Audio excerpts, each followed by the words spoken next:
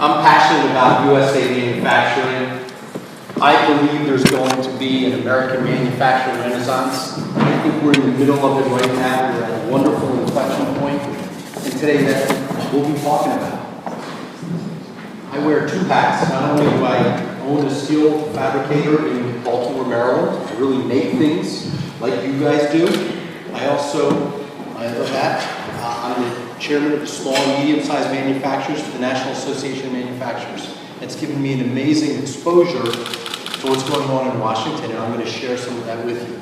I'll also be talking later on about some of the tools and techniques that we use at Marlin to improve employee engagement, to get your employees thrilled and fired up and motivated and dedicated to work in your facility.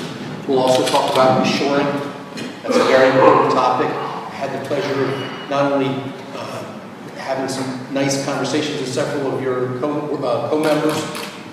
A number of them told me about jobs they're bringing back from overseas here in San Antonio. So it's not just Marlin and Baltimore feeling it. It's also some of your fellow people in this room. It's thrilling. So the bottom line is we're very optimistic about the future, and I was going to describe some of the things that are cooking in Washington.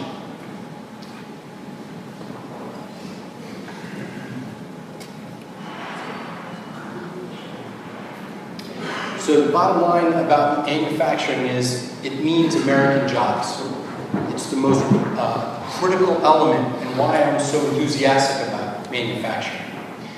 We pull people up out of poverty. We bring them into the middle class. It's like that when you're flipping hamburgers.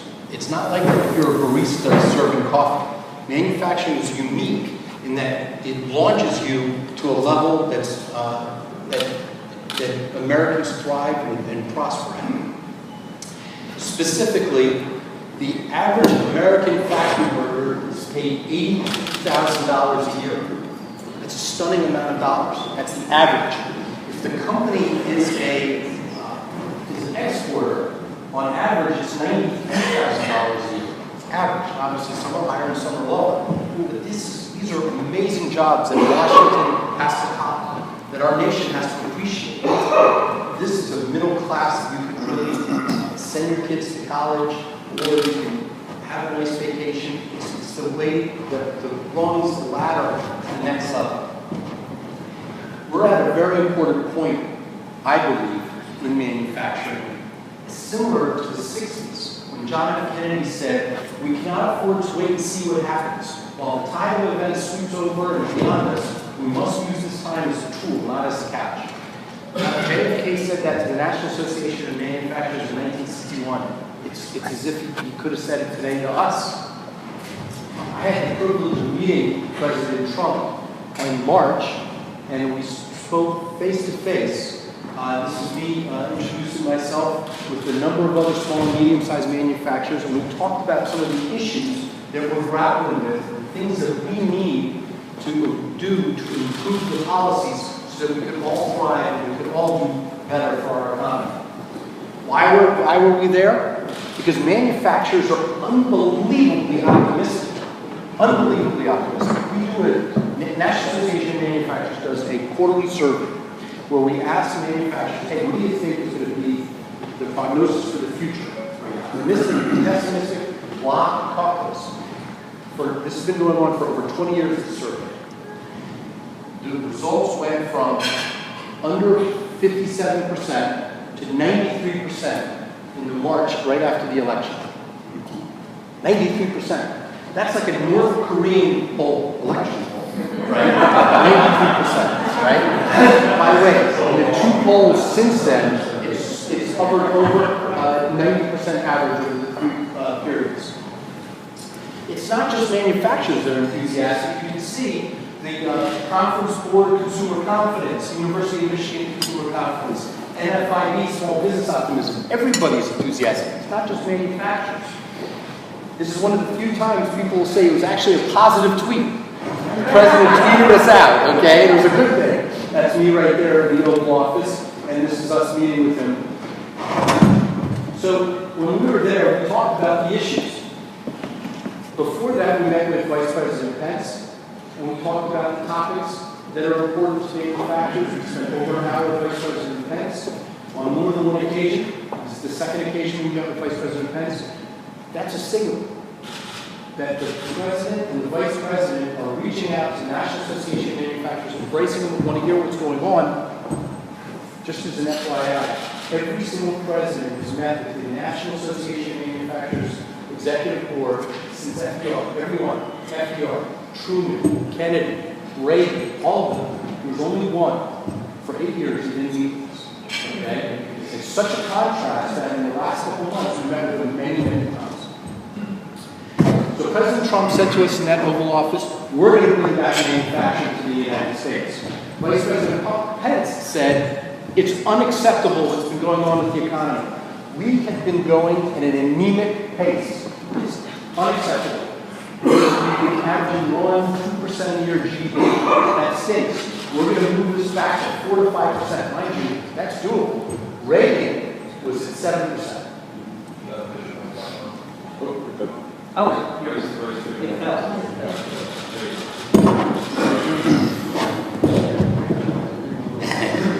Thank you. I could have gone over for a half hour. Just saw your heart was down. I'm passionate about this. Bottom line is, Vice President Pence said, we're bringing us back to 4 to 5%. Why is this viable and achievable? Remember, Ronald Reagan got us a quarter with 7.3%. This is doable. 4 to 5% can't be done. We're going to see it happen. I created this little acropolis. Based on what Trump pushed, jobs, jobs, jobs. I'm bringing jobs back to America. I believe these are the 7 pillars to how Trump and this new administration is going to pull this off. These are the 7 explicit reasons why manufacturers are optimistic. Why are we 93%? These 7 reasons. Let's scroll back. Vice President Pence said, President Trump is going to do the same thing that worked in Indiana, where, by the way, Vice President Pence was the governor. He said, we're a right-to-work state, we're a low-tax state, we're a low-regulation state. Those things worked so well for us, Indiana flourished. Indiana is the #1 state as a percentage of jobs that's manufacturing employees. Our techniques worked. That was the strategy. We're going to use that in America. By the way, these are similar strategies that are being used in Texas. And it's working really well in Texas as well. This is a good strategy. When we talked to Pence, he stressed how humble he was.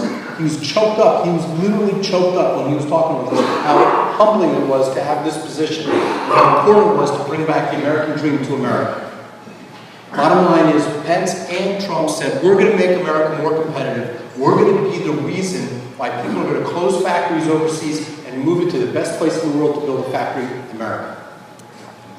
A lot of people in Washington, when we have meetings with them, this is what they think of when they think of manufacturing.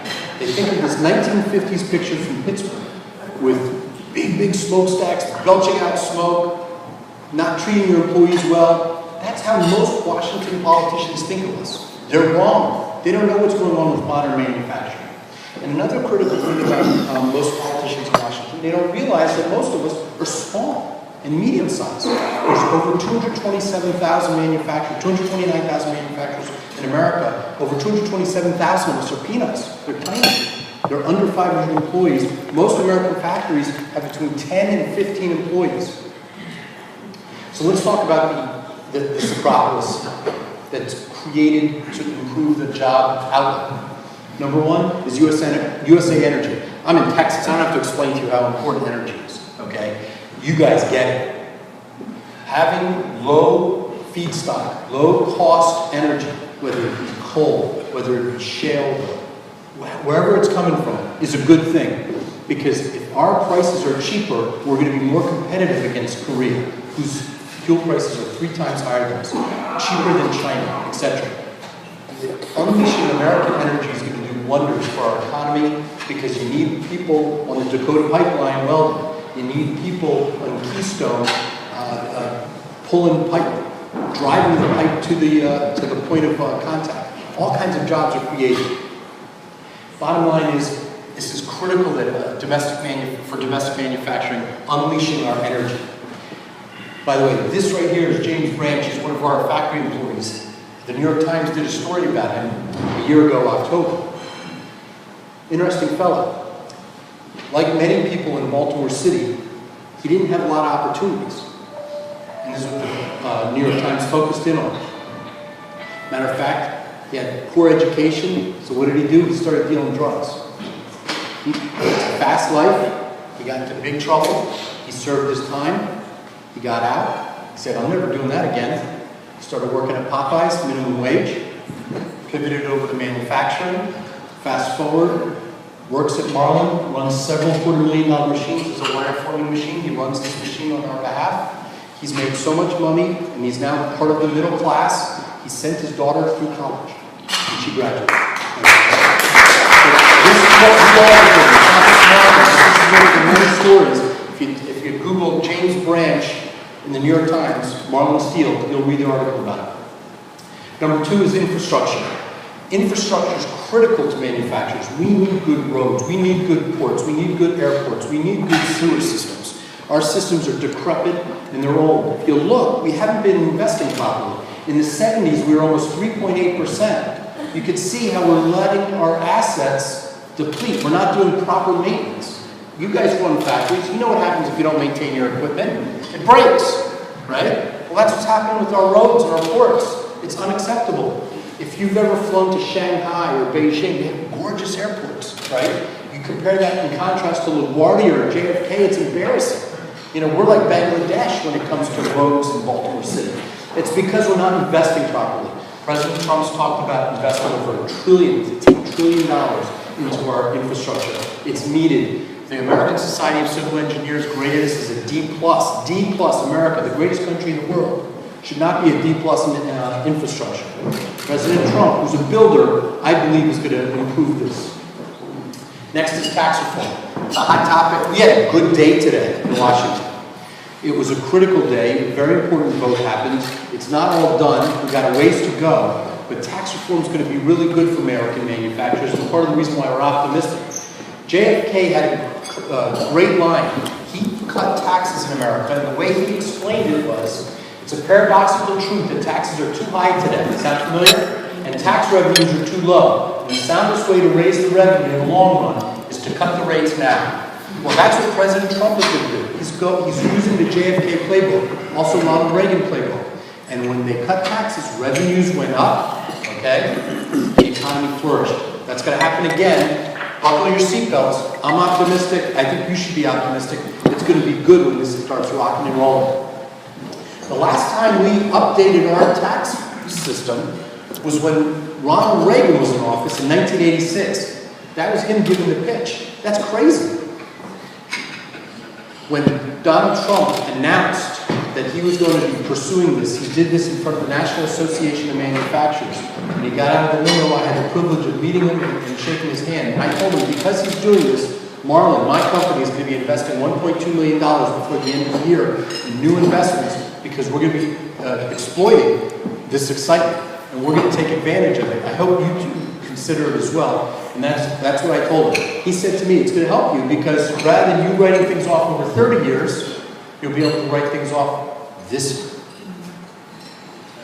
So let's talk about Trump's plan. It's going to reduce how many brackets we have, from 7 to 3.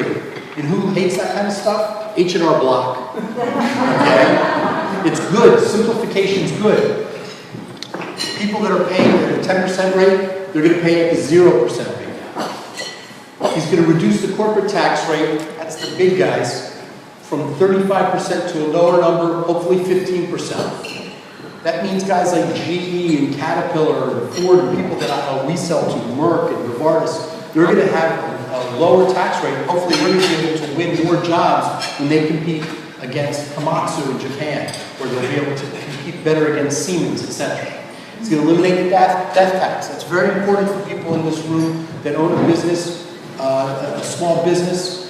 You don't want the government to own half of the take of your hard work, of your entire life's hard work. And other benefits is big simplification. 90% of Americans are going to be paying with a postcard, not with accountants getting rich off of our fees. In addition, LLCs and sub-S corporations, 70% of factories are organized as an LLC or a sub-S corporation. 70% of us pay in this way. Our rates will go from 39-something% down to 25%. It's a tremendous benefit for all of us. When we talk about instant expensing, they're talking about instant expensing if you buy a building, okay? Or if you buy any kind of robot or automation. This is going to give your employees amazing tools so they're going to be more competitive against Mexico. They're going to be more competitive against China. So it's more viable to build here in America. This is Max, and she does all of our fixtures. The molds, when we make a basket, she makes the unit that holds all of our parts as they go through the various robots. Bottom line is this plan, according to some economists, will increase 6.5 million jobs into the USA. 6.5 million. Bottom line, tax reform is critical to American manufacturing. We desperately need it. The Chamber of Commerce has put this together where it's a step-by-step, by date, what has to happen when.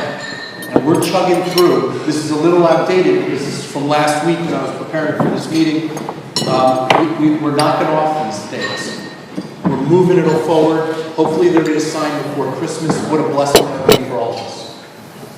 Bottom line is, you can see right now, this is where our tax rate is for our companies, like Caterpillar and General Electric. This is the worldwide average. This is why Siemens wins jobs. This is why Komatsu beats Caterpillar. Because they can charge this kind of rate, and we're charging this kind of rate. It's not competitive. We're getting our clocks cleaned with this current system. This is Kenny. He makes our samples and our fixtures. He's doing a job for Volvo already. Next is repatriation. There's over $3 trillion, some say $4, some say $5 trillion locked up overseas. Why?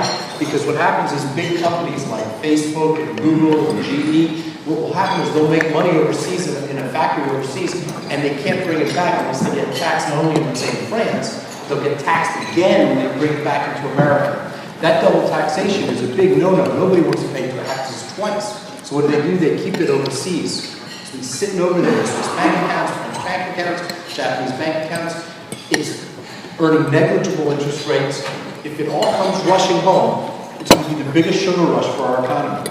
Again, it's unclear whether it'll be $2 million of cash rushing home or $4 trillion. It's going to be delicious because people are going to come back, they're going to invest in factories, they're going to buy robots, they're going to buy automation, they're going to hire people, they're going to do marketing campaigns. Now, some of it will be dividends. That'll be good for the stock market.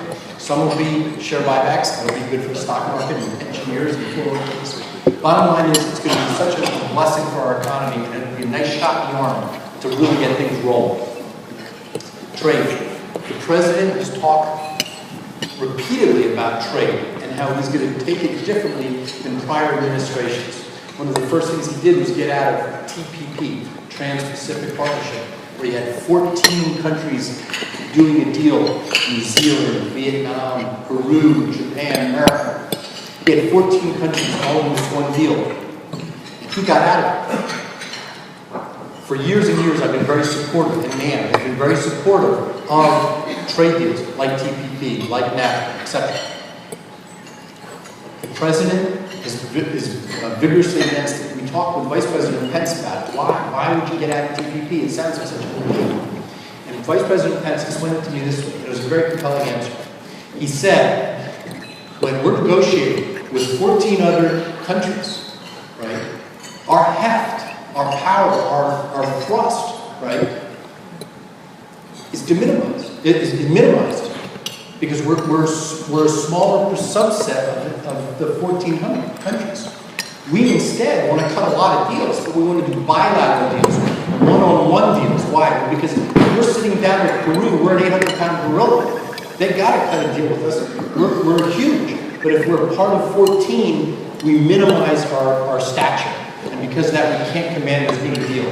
But if we're one-on-one versus Vietnam, or one-on-one versus Japan, we have more heft. We'll be able to push around the other country in a fashion to protect the American manufacturing work better. That was their point of view. Let's see how this all plays out. It's critical that we remember, though, that trade is very good for America and very good for factories. You can see here, the blue line is manufacturing output. Here's NAFTA, here's WTO, the Korean Free Trade Agreement. You can see manufacturing output consistently goes up. and manufactured goods being exported consistently goes up. NAFTA, the Korean Free Trade Agreement, these guys had the worst press agent in the world, okay? The beating that these trade deals have had is merciless, okay? They have partially propelled a lot of success. Now, the NAFTA deal is old, it's 23 years old, and you can question that, there's some words on it. It was before iPhones were created, but the bottom line is trade is good for our nation. And you can see almost 50% of American output, American factory output, is exported. And when my guys watch us make baskets that ship to Peoria, Illinois from Caterpillar, they think they're shipping to a domestic client, right? But that's not reality, because what's happening is when Caterpillar ships, more than 50% of what Caterpillar ships goes overseas from that plant. So really, we're deeply ensconced in the export market. We need a thriving export market. All this stuff. And just so you know, like, it's not just factories, it's also farming. 1 in 3 acres in America is exported. Next is regulations. Regulation is another reason why American manufacturers are so optimistic.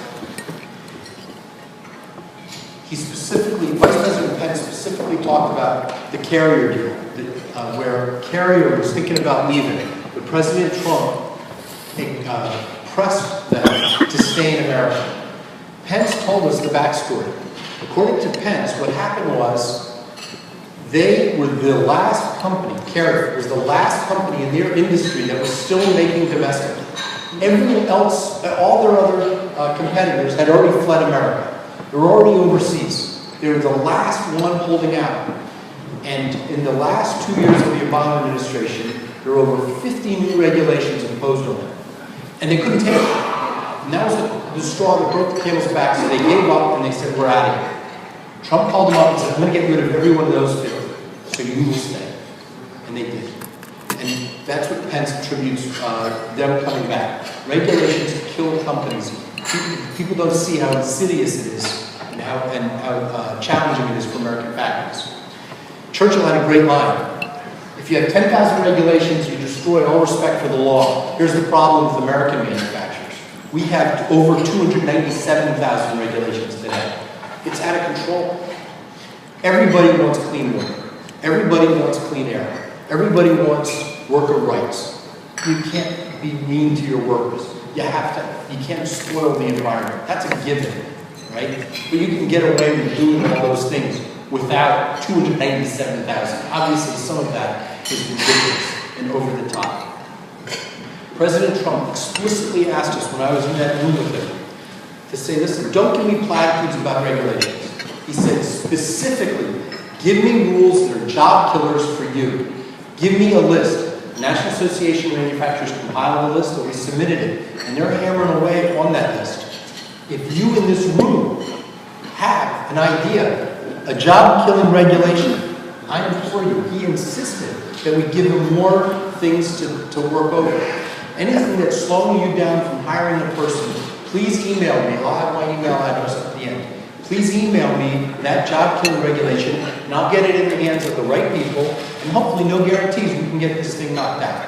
Okay? I have one right now. Fire the bureaucrats who sit around all day, and the NGOs who dream this crap up. That's how they justify their existence. Get them out and get them working for you. Then let them go back and decide if they want to do that. So they're looking for explicit regulations, very, which code, which agency. I was having drinks in the beginning at the cocktail, and some of the people that I met told me about some of the challenges they had and the fines they had that were over the top, overwrought, ridiculous fines, okay? And things that made it just absurd, right? So I handed my card out to a couple people. If you think of one of these rules that's impacting your business, it's slowing you down from hiring someone, let me know, and I'll get into the right answer. No guarantees, hopefully we can pull something off. This is Eddie, he works in our wire fabrication line. This is Chris, he's one of our mechanical engineers. The bottom line is manufacturers need regulatory reform so that we can grow our economy. And 87% of American factory owners say if we had less regulations, we would hire more people, we would invest more in our economy. And it really is an outsized pain to small guys. If you look here, the average American factory that's small, under 50 employees, is paying $34,000 per year per employee in regulatory burden. That's unacceptable. Now again, we want clean air. Again, we want clean water. We want to protect our workers. These are givens, of course. But can't we do it with maybe only $17,000 of pain? Can you imagine how many jobs we create in our nation if we can get that to be a more tame number? I did want to stress one thing. The president promised on the campaign that he was going to get rid of 2 regulations for every new one that they imposed in Washington. There you go. He's done better than he promised. Specifically, he's been, so far, cutting 16 to 1. That's the ratio right now, 10 months in. It's early. He's hopefully going to do better. 16 to 1. This is, again, part of the reason why Americans are so optimistic. And obviously, as you guys know, the Keystone Pipeline was started, the Dakota Pipeline was started, and he's ended the war on coal. All of these things are happening. This confluence of events is going to really create a very positive ascent for American manufacturing. And again, a cornerstone to why I believe the American manufacturing renaissance is going to thrive. There's a couple other subtle things that's a win for factories that people don't talk about. The president promised that he was going to have Scalia-like justices deciding, adjudicating our cases. Well, Gorsuch is a home run. He falls into that bucket. So he's done a great job. And some people think he may get 3 more Supreme Court justices before the end of his tenure, which would be stunning. He's already nominated 60 judges, and there's 160 right now that are soon to be filled. One thing that's important about these judges is how they interpret the law and how they go about it. This is going to have a big impact, not only in regulations, but in a way in regulations, how the regulations are interpreted. And remember, these judges might be sitting in those benches for 30 years. So this is not just a 4-year window of goodness. This is going to be for 30 years. We're going to have rational people interpreting the laws in a way that's productive for American families. And let's talk about healthcare reform. Not too pleased with how that's going. This is Nathan. He runs one of our wire forming robots, actually 5 of them. And he actually, on Manufacturing Day, the president made an announcement and a proclamation for Manufacturing Day. And Nathan was standing behind him in the Oval Office. And when the president signed the proclamation, he gave the pen to Nathan, and he's cherishing it. Healthcare, bottom line, the House voted the right way. That was a good thing. Unfortunately, the Senate failed very miserably. We met with Senator McConnell, who's the fellow that's in charge of the Senate, and he said, "You guys know the 80-20 rule?" I chuckled because if you're a manufacturer, you know the 80-20 rule. He's like, "I spend 80% of my time on 4 senators. I have 4 senators that I have to spend 80% of my time with." Okay? We came so close in the Senate. Didn't happen. It's devastating. However, hopefully it will get better because they'll relook at it again in the future. No guarantees. In the interim, he legislated through the pen. He said, we're allowed to start buying from other states. So right now, I'm from Maryland, and we have basically a cartel. I just have a handful of companies, and we used to have a lot of companies, but now I just have a very small group of companies that we can buy from. I can't wait to have an opportunity to buy from Texas, or I can't wait for Virginia or South Dakota, whoever has a better deal, right? I have the same health insurance plan as my employees do. I have 3 boys. My 3 boys have the same plan as Nathan's kids, right? So it really matters to me, and I hope by having lots of competition, we'll all do better. And at least that's a partial win. Hopefully they'll come back and we'll get a good vote. If you believe, like I do, that these policies that we just talked about, this Acropolis, is so critical, I ask you, please, text right now. It's okay to get your cell phone out. How often do you hear speakers say that? Please get your text and your cell phone out and text the word friends to this number right here, 52886. And you'll be put on a list of people, and they'll tip you off when there's some new legislation coming out where we need your support, so that you can email or text or have much more importantly, have your employees call critical congresspeople or senators that are not voting the right way, or that need a little nudge for a reality check, because they need to hear from our side how to do it, how to vote. And it will tip you off via text. Hey, this is an important piece of legislation coming out. Please tip off your congressman. So again, it's 52886, text friends, and we'll add you to the list. By the way, I'm going to give Ray a copy of this, and if anybody wants to look at this later or share with somebody, you'll be able to share it with them afterwards, and you can get it then. So let's talk about reshoring. Ray said reshoring is an important topic in this area. Let me tell you a little anecdote about us.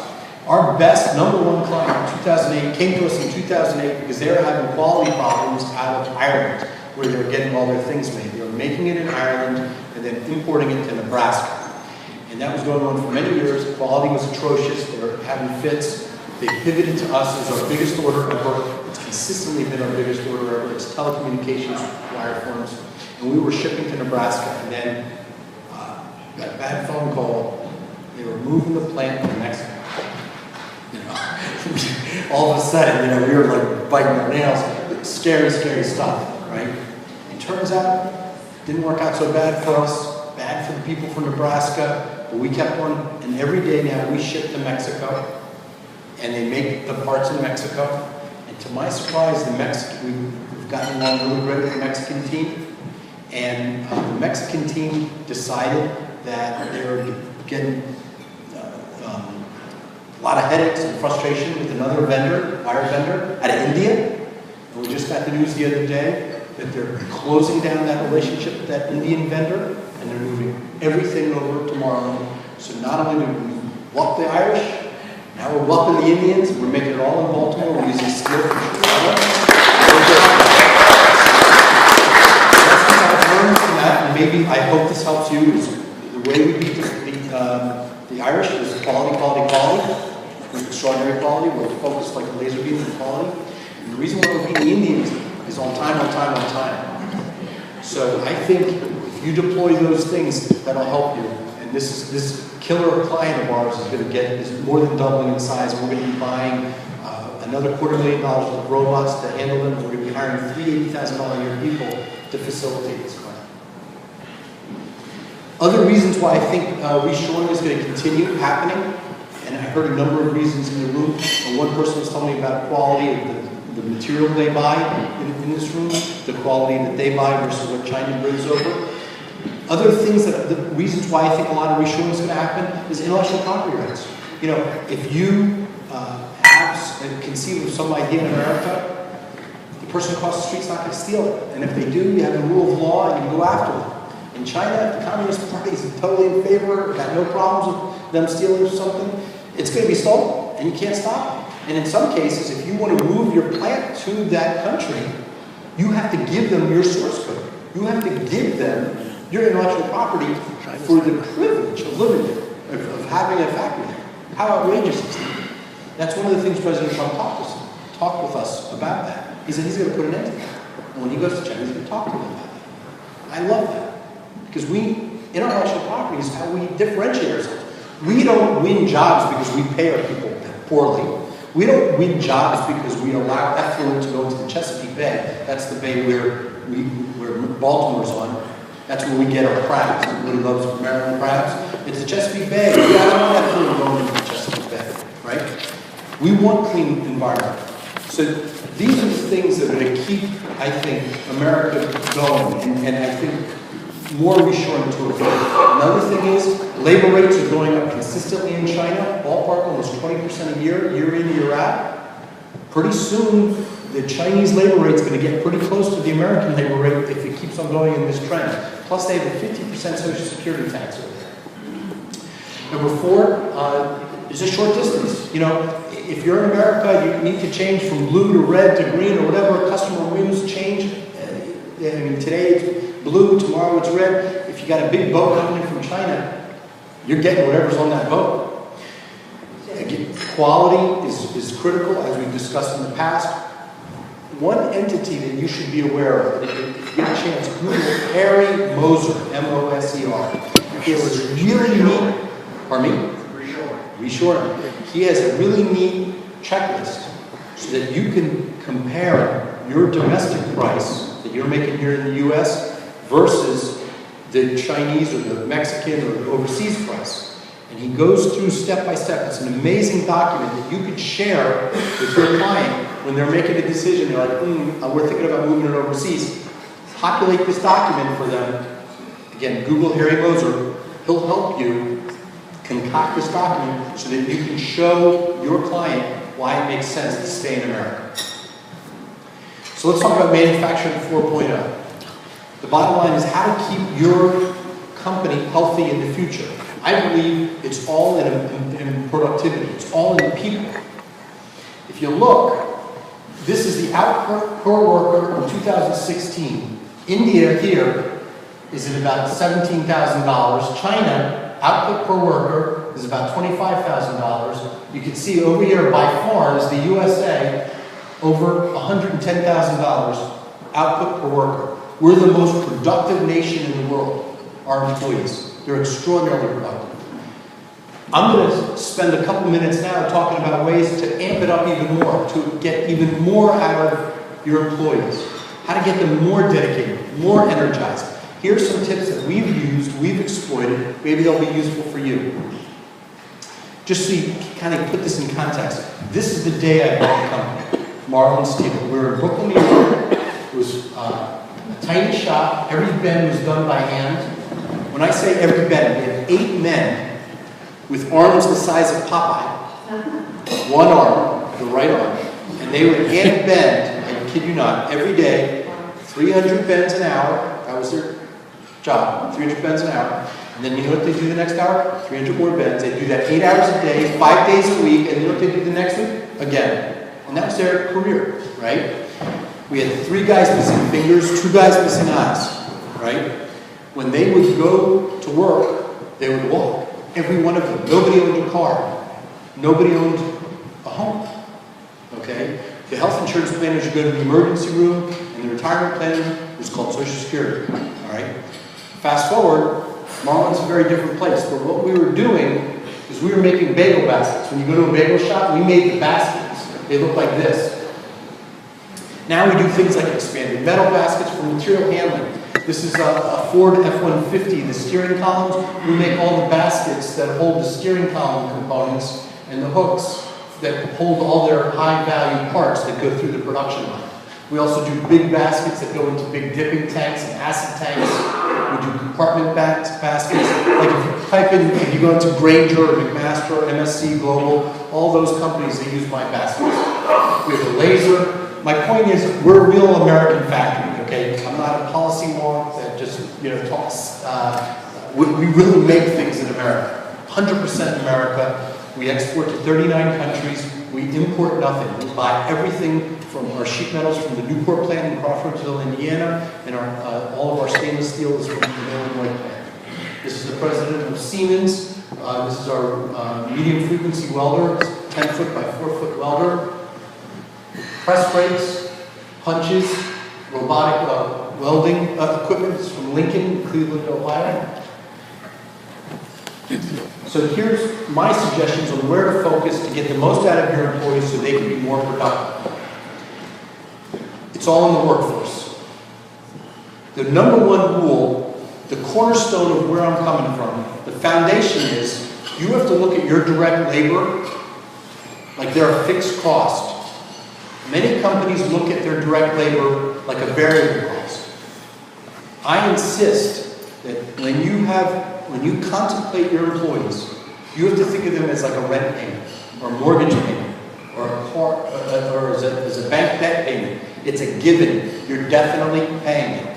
If you have that mentality, your employees are more dedicated, they're more engaged, they're more willing to give it their all for you. They're more willing to point out ways to improve your company. You care about that. You're in this together. You're more engaged with them. You're more willing to train them because you know you want them to retire with you. One thing that we do when we're recruiting talent and evaluating talent is something called the Polaris Profile.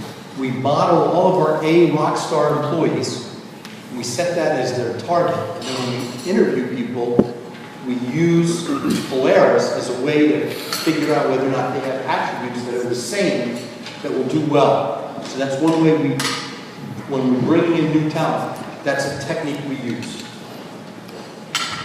Another thing that we do is we embrace safety. There's two companies here with extraordinary safety records, it was wonderful to discuss their techniques with them tonight. We also strive to have an amazing safety record. We've gone 525 days without a lost time accident and over 3,200 days with only one lost time accident. One thing that we've done is pursued a program called SHARP. It's a program through OSHA called SHARP. I don't know if you're familiar with it. I encourage you to pursue it. What it's all about is this. Most people, when they think of OSHA coming to their front door, the first thing they do is they grab a cross and some garlic, right? That's the first approach. Right? I recommend instead OSHA's other side, which is their mentoring, their consultative approach. Bring them in. Have them come in and give you suggestions on how to up your game, how to protect their employees. Your employees will be very impressed with you that you're taking that approach and you care about their well-being. This is a picture right here of Secretary Acosta. He's in President Trump's he's the Secretary of Labor, and he came to us on Manufacturing Day, and he's in charge of OSHA. And this is us with our SHARP Award. We're one of 5 companies in the state of Maryland that have SHARP Award. One of the benefits, one of the privileges of SHARP, because they're so comfortable with your process and your rigor, is that they will not do a surprise inspection on you, okay? Because they have comfort that you're treating your employees well, and you have their best interests in heart. Is that like your employees know that you're sharp. They know you care about it. With a vigorous safety committee, I think these are all techniques that get your employees more engaged, more enthusiastic about working for you, more dedicated to being on your team in the future. One critical element about safety: focus on near misses. The near misses are the elements that are most likely to ultimately be your next accident. So drill down on near misses, be relentless, do everything you can to make sure that a near miss never can happen again. This is the governor coming to visit us when we had our first show. Next topic is the skills matrix. We believe that a skills matrix is a great way to improve employee engagement. Many companies, the way to get a promotion is by playing golf with the or having beers with the plant manager. That's how you get a promotion. That's how you get a raise. In our company, we have what's called a skills matrix, where we show every single employee's at the top of an Excel spreadsheet right here. This is in the lunchroom, and every single skill is detailed right here. If you learn one of these skills, you get a pay raise. We'll train you during working hours while you're punched in. The idea is that we want to teach you and show you how to get ahead. It's not by drinking beer with the owner or playing golf, right? It's by learning these skills. This is what we care about. Some skills are easy, you get 1 point. Some skills are hard, you get 2 points. Some skills are really hard, you get 3 points. Some are extraordinarily hard, you get 4 points. We use this technique to get people engaged and motivated and fired up to learn more things.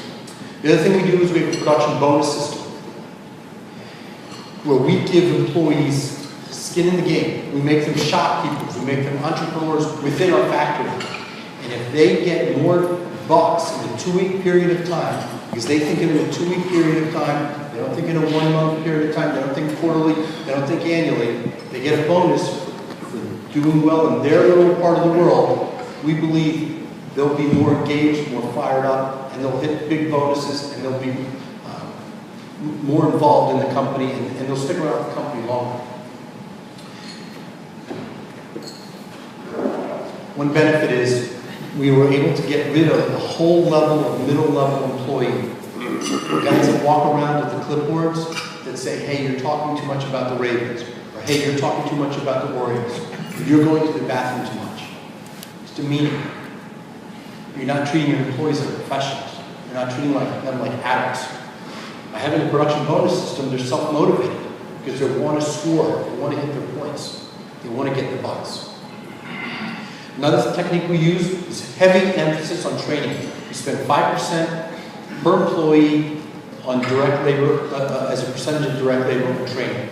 This helps them improve their game. They can make more out of, like for example, the laser operator has less scrap, more uptime. The machine is making better quality parts. Highly recommend very vigorous campaign of training that gets them more engaged, more energized, more likely to stay with you. Other techniques that we use is a relentless focus on quality, a relentless focus on engineering. 20% of our employees are degree mechanical engineers. They're doing things like stress analysis. This is how we differentiate ourselves from China. This is how we encourage reshoring. We really focus on giving our clients something that's unique, that a pedestrian Mexican company or a low commodity Vietnamese or Chinese company can never offer. Another thing that makes us different is quick. Focusing on big robotics and automation so we can really push out products quicker than our competition so we can run laps around China. Lots of robotics. A lot of people talk about robotics is going to take over all of our jobs. I disagree with them. I think, like in that Indian example I was telling you about earlier, we're going to hire 3 people because we're bringing in more robots. Now, in India, over here, they're going to get their clock cleaned. But over here in America, we're going to be growing jobs because of robotics. Robotics, I think, increases jobs, and it makes sure that you're not going to become extinct, which means you'll have 0 jobs. The key thing about robotics is you want to kill things that are high chance of a safety incident. You want to also get rid of things that are repetitive and boring. So the bottom line is, thank you so much for attending. Thank you so much for spending some time with me. It's critical that you join us and try to help us change Washington. I hope you get a chance to text tonight on that number so we can improve the policies in Washington. Thank you so much.